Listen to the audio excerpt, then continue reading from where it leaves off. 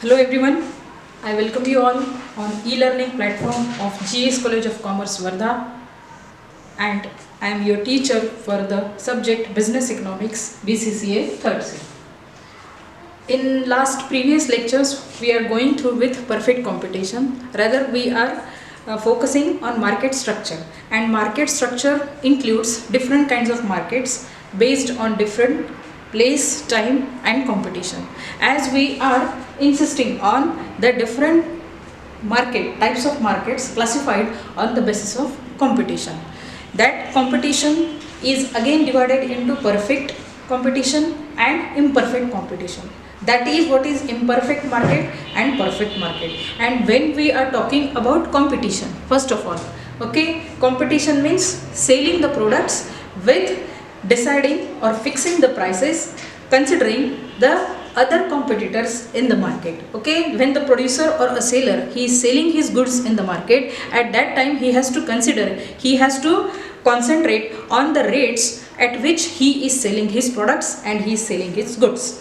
Now before selling the goods, okay, once the goods are ready to sold in the market, rather when the production is ready, okay, and now considering all the transportation cost, okay, the competitors cost, the persons who are the sellers only in the market and how they are selling their product in the market, what kind of factors they are considering before selling their products in the market, everything is concerned. That is called market survey. Okay, rather before doing the market survey or before determining the prices of the particular product, the seller has to think in advance. He has to do demand forecasting. Okay, the supply, the demand and the supply factors are the main components of selling the products. It means the seller will sell according to the demand of the society. When the goods are produced for the sake of customers, for the sake of buyers, so obviously at that time the producer and the seller, he is thinking about the demand of the particular product and he will produce those goods only. Rather he will concentrate on those goods which are in demand. It means considering the demand of the product, considering the habits and the tastes of the consumers, the producer will sell his goods. Rather he will fix his prices, he will determine his prices, decide his prices considering the mechanism of the market. Okay, now when the prices are decided, when the prices are fixed for the particular product, okay, so at that time, at the time of production, we have gone through with the theory of production.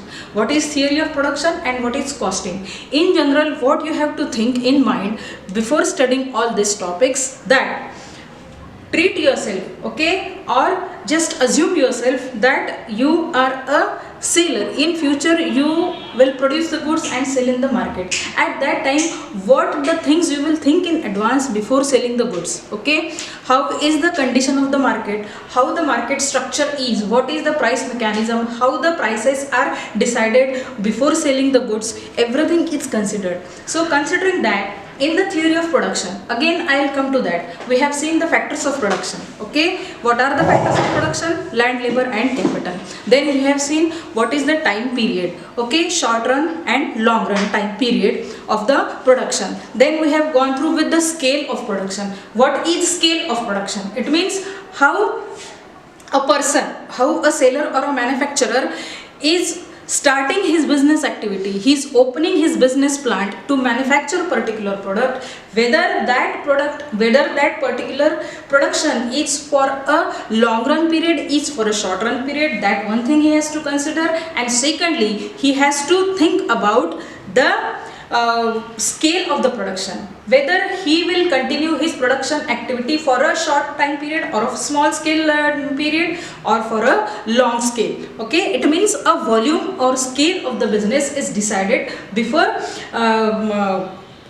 constructing the plant for the particular product. Now once the seller has decided that now I will produce the goods for short period, that is for small scale, and either he will decide that I will produce the goods for a longer period and in a long run. Okay, and there only, okay, in case of perfect competition, as we are looking for in today's session, we will go for perfect competition equilibrium in short run and long run. Yesterday we have seen what is that exactly.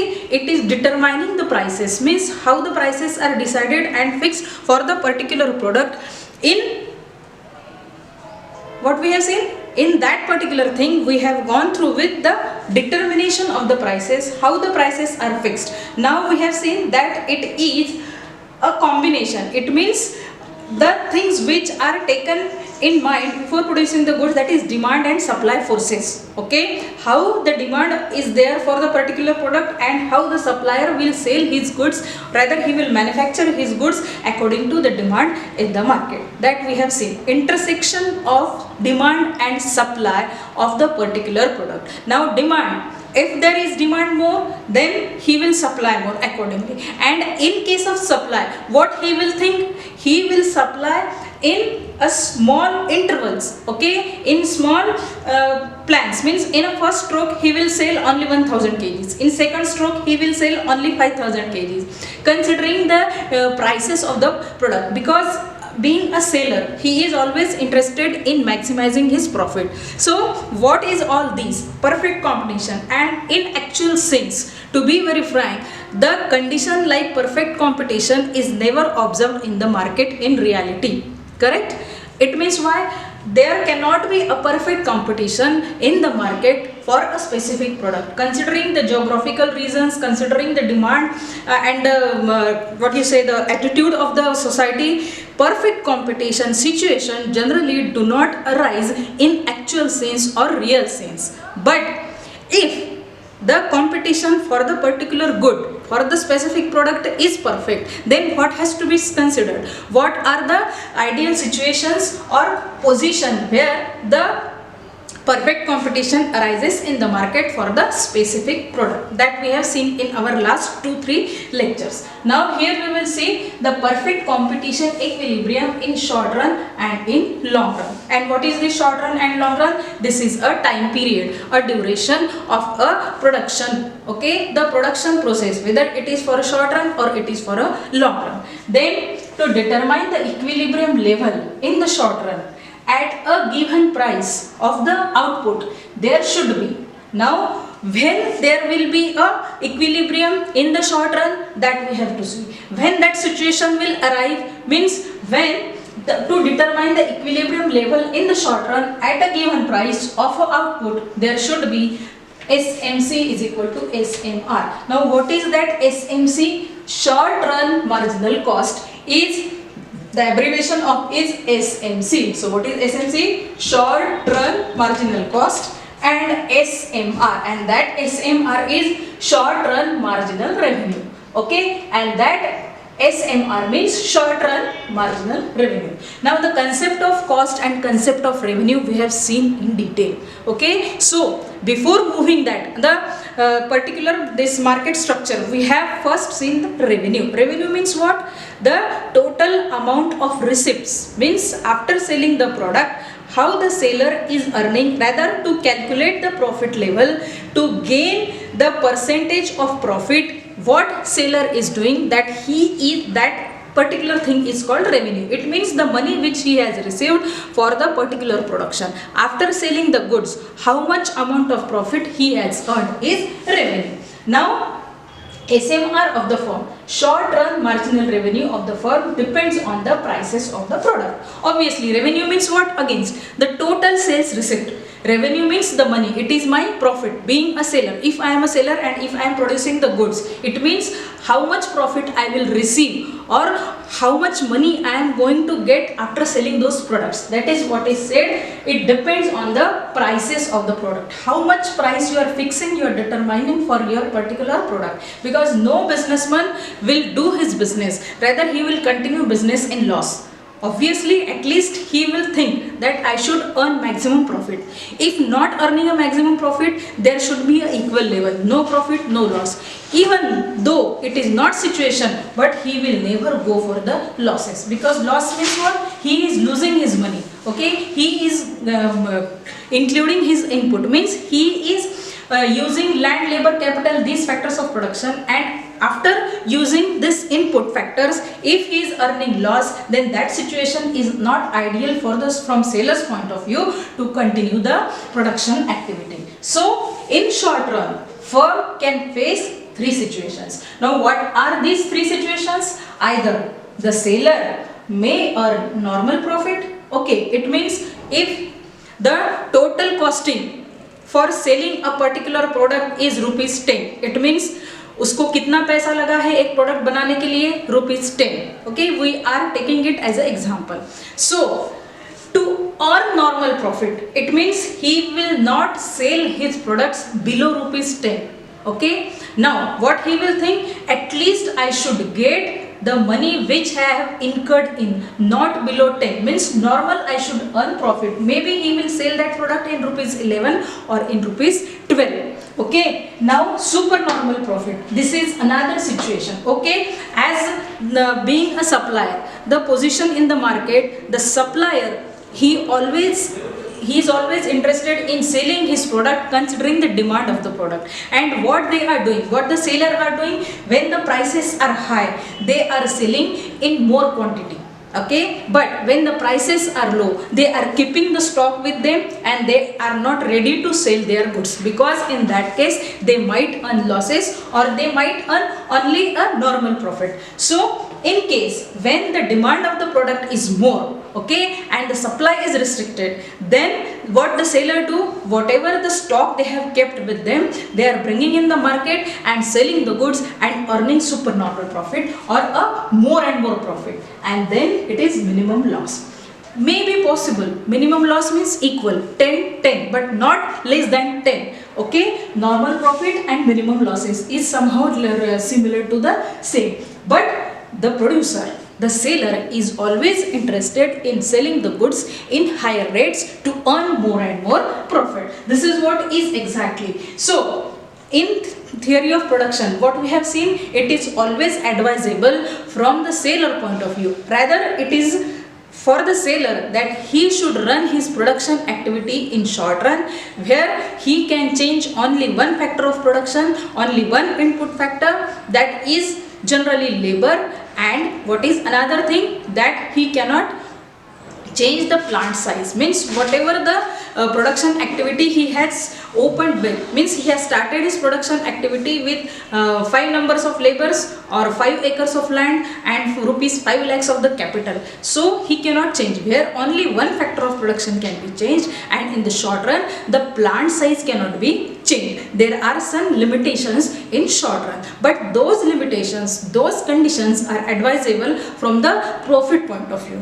Rather, whereas if it is compared with the long run, so in long run generally the producers are not earning higher profits. It means what? The rates. Okay, in what the advantage they are getting in the long run? In long run, the producer can change all the three factors of production: land, labor and capital. Even he can dismantle the old plant and new plant can be set up, means plant size also can be changed. But for that reason, for the sake of changing all these things, the producer requires more and more money. Okay, in that case it is guided, means it is advisable that the producer should go for short run. Now in long run, to attain the equilibrium in the long run, same principle is applicable. Now marginal revenue is equal to marginal cost. This is simple. If you remove this S, it means this will also remain same. Marginal cost, marginal revenue. Here also marginal revenue is equal to marginal cost. In long run, firm can adjust its output by changing the scale of plant. So LMR, long run marginal revenue, is equal to long run marginal cost. In long run, firm can earn supernormal profit, normal profit. The firm's product price is determined by the intersection of demand and supply curve of the industry. Okay, and these two curves shows, okay, where in particular this is a price of the product, this is the output, and this is the cost and revenue. Here it is quantity demanded and here we will call it a price. So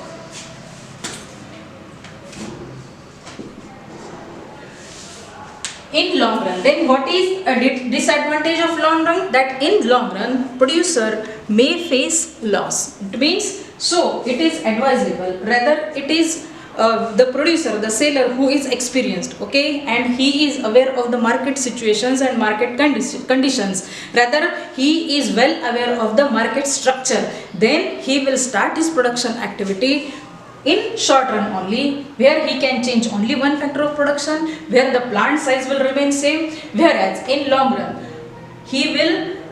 he can change the plant size, okay, all the factors of production can be changed at a given output at a given price, but the firm's product price is determined by the intersection of demand and supply curve of the industry, how the product is moving in the market, how the rates are determined, how the prices are calculated for a specific product in the market. So here short run and long run, so these are the, here it is a point of equilibrium. Now these two time periods, short run and long run, in perfect competition, equilibrium in short run and long run.